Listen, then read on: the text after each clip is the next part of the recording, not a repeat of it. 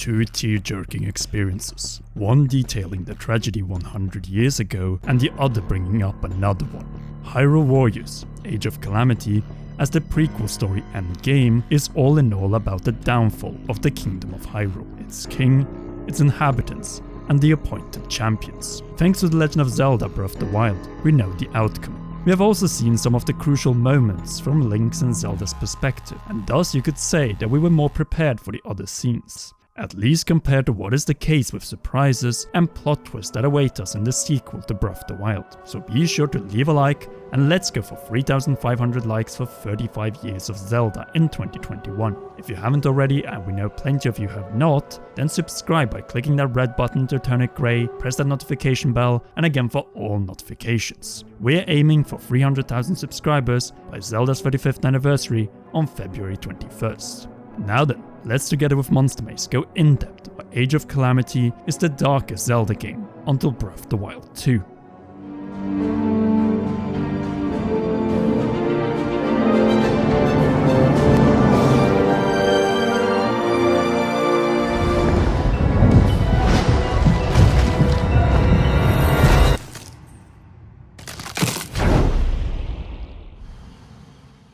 Hyrule Warriors: Age of Calamity, or in Japanese, Hyrule Warriors: Apocalypse/Calamity. A dark, complete prequel story about the battles that led to the downfall and destruction of the Hylian civilization. Age of Calamity is not only the first third-party side game franchise to be canon in the Zelda series, but it's also canon to the most popular Zelda game and probably most important Nintendo game of the last 2 decades. Words cannot describe how groundbreaking this is, when the darkest of Zelda stories is delivered by a third-party developer working closely with the Zelda team. A struggle which is playable in detail and with the teen rating. The first time since Twilight Princess that any timeline canon Zelda game has received this rating. Yes, we know, Hyrule Warriors was also rated T for teen by the ESRB, and 12 and up in PEGI. But this time the reason behind the rating is different, as last stands are a crucial element, and where the downfall and destruction are so prevalent that tears are unavoidable. If you even slightly care about these characters that we in the Zelda fanbase have known and loved since the beginning of 2017,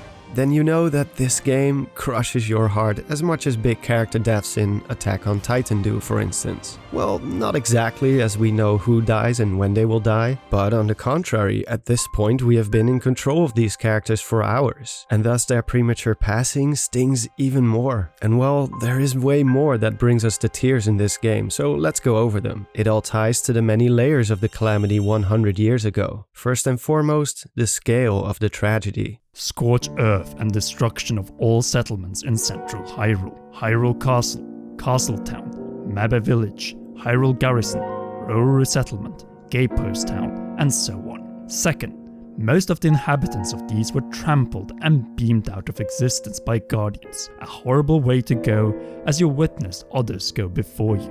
In many ways, Age of Calamity is a similar game to Majora's Mask. As the hero or heroes, you have to stop impending doom. In Hyrule Warriors: Age of Calamity, it is the Calamity Ganon, while in Majora's Mask, it is Majora with the Skull Kid and their master plan, the Moonfall on Termina. It is just that Termina isn't Hyrule, and though it is a land that we have grown to love over the years, it will never replace the iconic landscapes and locations of the homeland of The Legend of Zelda. Termina is a location we throughout the Zelda series have visited once, while Hyrule is the home of the entire franchise. And for Age of Calamity, we witness the kingdom first in its prime, then under siege, and finally being utterly destroyed during the span of a single main quest. That is unprecedented in any game in the Zelda franchise. Even worse, despite our greatest efforts, we cannot prevent what was already established as the downfall of the Kingdom of Hyrule in Zelda Breath of the Wild's memories and its last king's story and mission. And that is the thing about the Great Calamity. It was personal. In Termina, we were on a mission to save the lives of people we didn't know prior to our arrival. In Hyrule, we as Link are defending our homeland, people, friends, and most of all, our bloodline. Link eventually departed Termina, but you're prepared to put down your life to save your homeland, or end up blaming yourself to leave it exposed to the enemy, much like the Hero of Time did in 2 different timelines. No matter what, the destruction of your beloved homeland is the darkest imaginable scenario, and in Age of Calamity, it happens in front of our eyes. We are fighting to preserve our beloved homeland with all of our might, but at the end of the day, we know that it is futile and that it will end in death and ruin. And if that wasn't enough, the majority of the characters we play as meet their demise, while a different character we play as, like Princess Zelda, knows that she could have prevented all of this if only she was able to awaken the power within her earlier. Experiencing her complete and utter breakdown in that memory in Breath of the Wild was hard, but we weren't there in a gameplay situation. In Age of Calamity, we are in her shoes and witnessed through a gameplay situation how she became attached to all of her champion friends, strengthened the bond with her best friend Lady Urbosa, and even began to develop feelings for Link after he had saved her life. Her struggle is now our struggle. The champion's struggle is now our struggle. And Hyrule's downfall is now our downfall. From a story standpoint, Age of Calamity is both the darkest and most important entry in the entire Zelda series, as it offers us a psychological trauma like no other Zelda title prior.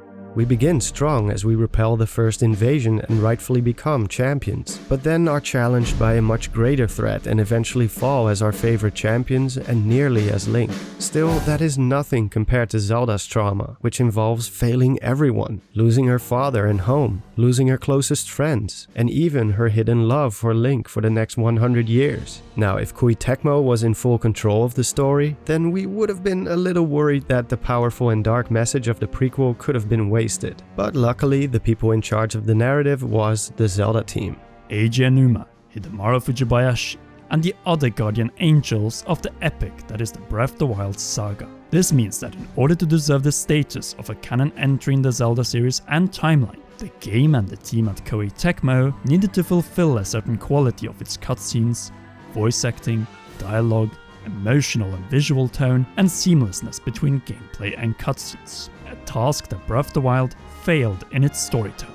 Age of Calamity, as an in-depth and dark T-rated prequel filled with demise and destruction, is thus crucial to understand the next big chapter in the Zelda franchise, namely the sequel to The Legend of Zelda: Breath of the Wild.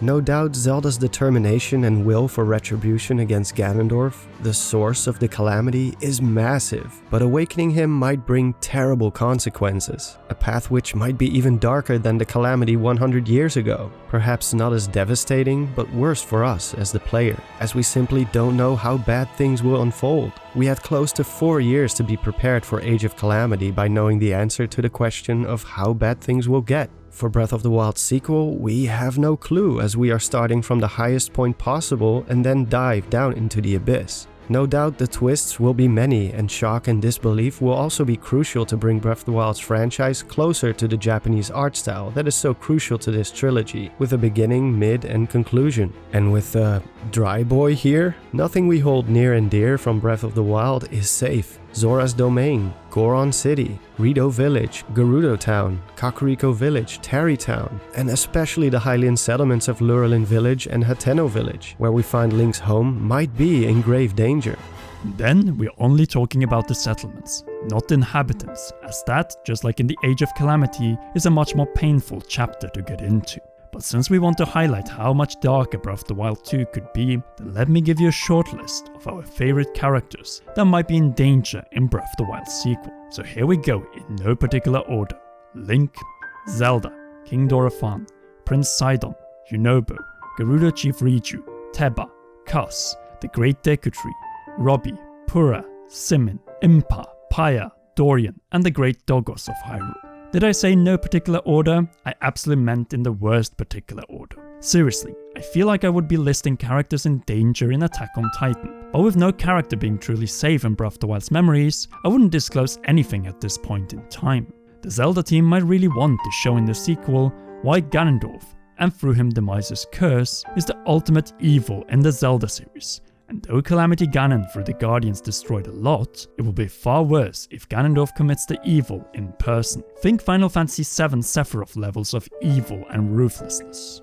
together with his legions of monsters and the entire Yiga clan, which might once again be a bigger threat than they were in Breath of the Wild, and attack Gerudo Town, though this time leaving a proper path of demise, cries and devastation that will raise the stakes leading up to what should be the ultimate confrontation and battle in the Zelda series. When we finally target Ganondorf for the decisive battle, we should be pissed like never before and be ready to show the true power of the Triforce. Or as Ganondorf would say, that when power, wisdom and courage come together, the gods would have no choice but to come down. The power of the gods, the Triforce. And that is what it all boils down to. Greed and lust for vengeance. A 10,000-year seal, but a battle that stretches back much further, all the way to the era of Hylia and demise. Still, though the problem originates in the past itself isn't the problem, but Ganondorf/Demise's everlasting curse. And in Breath of the Wild sequel, with a playable Zelda in Age of Calamity, it could be that she, along with Link, is playable,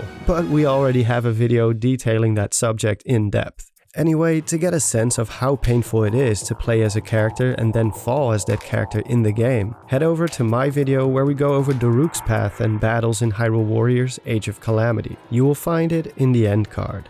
But for now, be sure to leave a like on this video, subscribe to our channels to fix that ratio of viewers subscribed and not subscribed, press that notification bell, and again for all notifications.